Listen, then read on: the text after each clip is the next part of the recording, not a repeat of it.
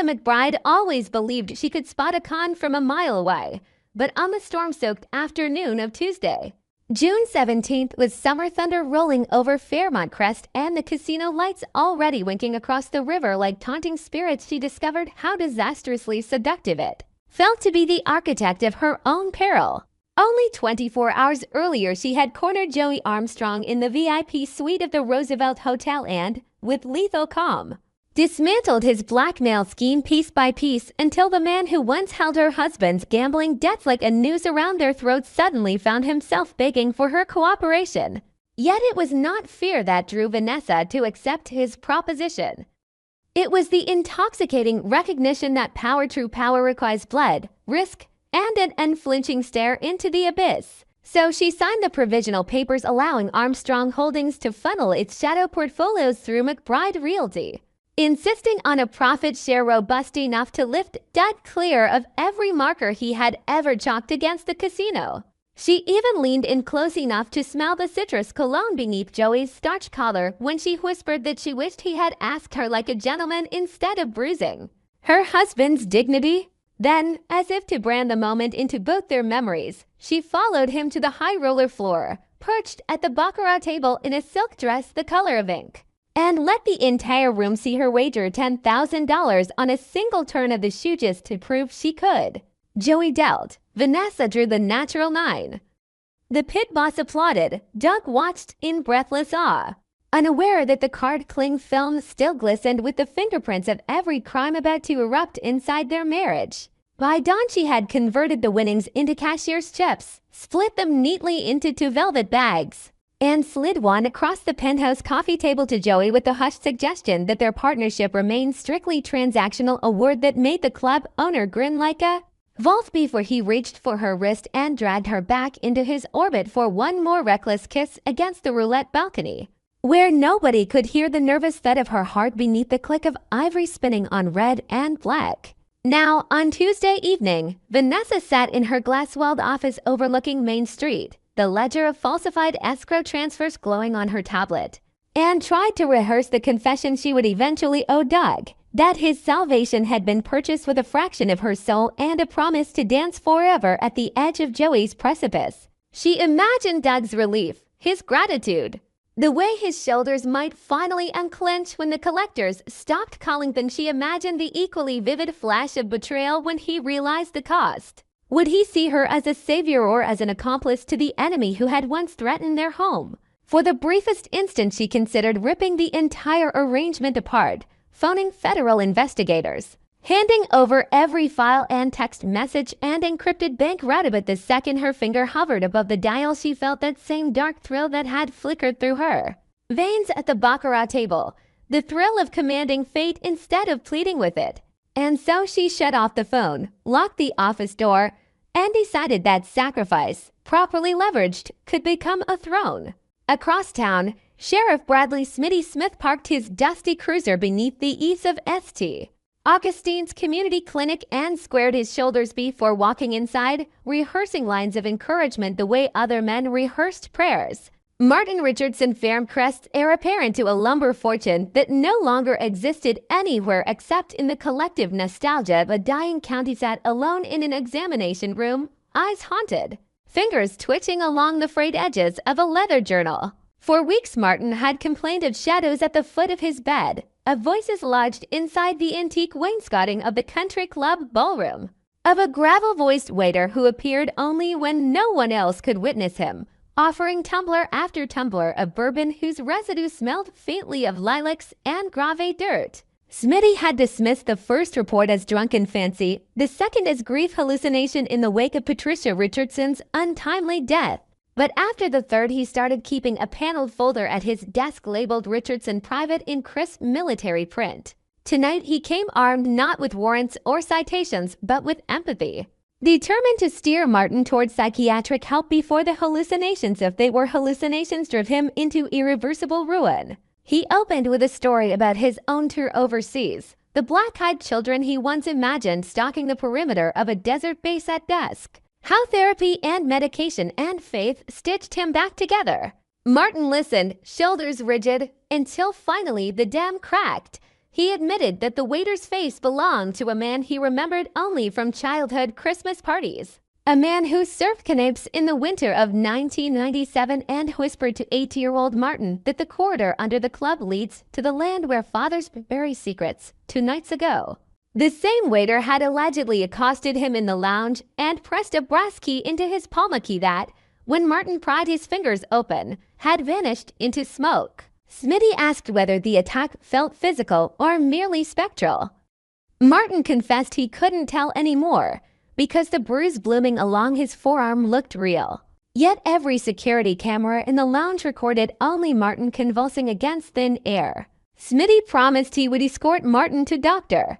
Elena Patel in the morning, insisted that confronting the nightmare would steal its power. But as he left the clinic, he couldn't shake the prickle at his own nape, the sense that something watched him through the Venetian blinds, something wearing the scent of lilacs and grave dirt. 5 blocks south, inside the candlelit conservatory of the Dupree estate, Donnie Dupree paced between serrated ferns and gilded mirrors, rehearsing a confession that threatened to detonate every fragile alliance she had cultivated since Bill Hamilton's departure. She had convinced herself she could bury her lingering love beneath layers of ambition, that aligning with Andre Richardson would fortify her claim to the Dupree shipping empire, that the rumored engagement to Andre could eclipse the memory of nights spent tangled in Bill's laughter. Yet she could not outrun the truth. At dawn she had slipped a letter under Bill's hotel door in Miami. A letter confessing that every time she closed her eyes she saw his face on the back of her eyelids, that the touch of any other man felt like counterfeit linen. She tore up the hotel receipt, swore the journey south had been a business errand, but guilt clung to her like swamp heat. Tonight she meant to tell Andre the whole story, every tremor of regret, every secret phone call, every heartbeat that still answered the crackle of Bill's voice across state lines. What she did not know was that Andre himself was practicing confession in the oak-paneled study 1 floor above, fingers ghosting across an empty snifter as he recalled the night 3 months earlier when he cornered Ashley Morgan on the terrace of the Laurel Ridge Gala, lips tasting of champagne and panic, and begged her for a tenderness she refused to give. Ashley had turned away, tears glittering, warning that Donnie's ambition would turn to ash if she discovered Andre's treachery. Andre told himself the kiss meant nothing, told himself he loved Donnie, told himself loyalty could be resurrected through sheer willpower, but Ashley's perfume still haunted the lapels of his tuxedo. And guilt had a voice that echoed louder each day. At precisely 8 o'clock the grandfather clock chimed, and Donnie descended the marble staircase just as Andre emerged from the study, each carrying secrets like concealed daggers. They met on the landing, exchanged brittle smiles, and Donnie invited him to the conservatory, determined to speak first. She began with trembling honesty, describing the letter to Bill, the years of unfinished sentences lodged in her throat, the way love sometimes rebelled against logic. Andre stood perfectly still, absorbing every word, until at last he asked whether she wanted to return to Bill. Donnie answered that she wanted freedom from lies. Tears rimmed her eyes, and Andre realized his own confession might now land like shrapnel in an already wounded heart. He swallowed, confessed the kiss with Ashley, confessed the loneliness that drove him to that reckless edge, confessed that Ashley's refusal had sparked a shame so deep he almost left Fairmont Crest for good. Donnie's gasp felt like the snapping of a violin string. Yet instead of rage, an eerie calm settled over her. She thanked him for the truth, admitted she no longer knew whether their partnership stood on devotion or convenience, and proposed a moratorium on wedding plans until they could discern which emotion remained sturdier.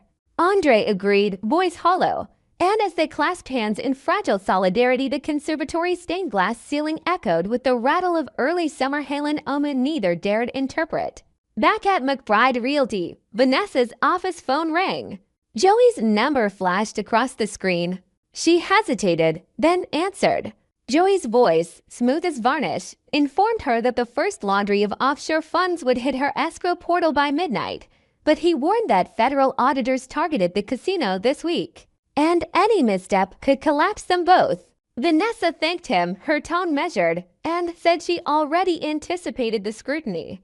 After she hung up, She opened a hidden compartment in her desk and removed a flash drive labeled Blood Orchid.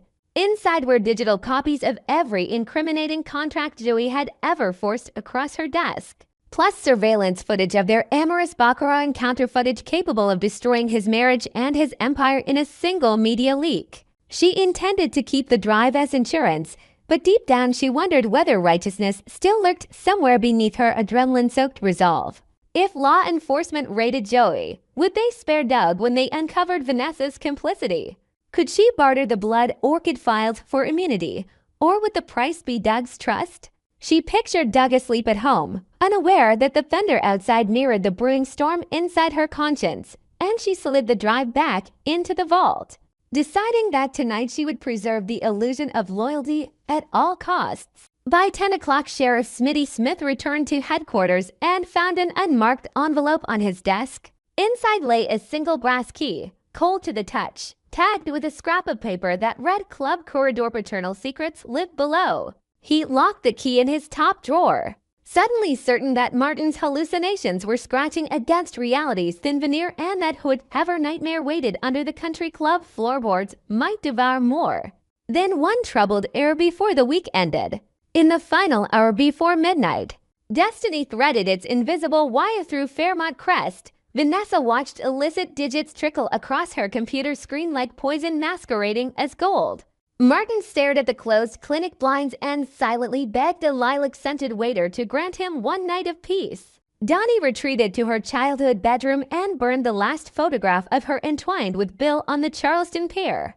Andre walked the perimeter of the Dupree Gardens and vowed to carve a new identity free of Ashley's ghost. And somewhere above the casino's neon crown, Joey Armstrong inhaled victory and never felt the blade of betrayal taking shape in Vanessa McBride's pocket.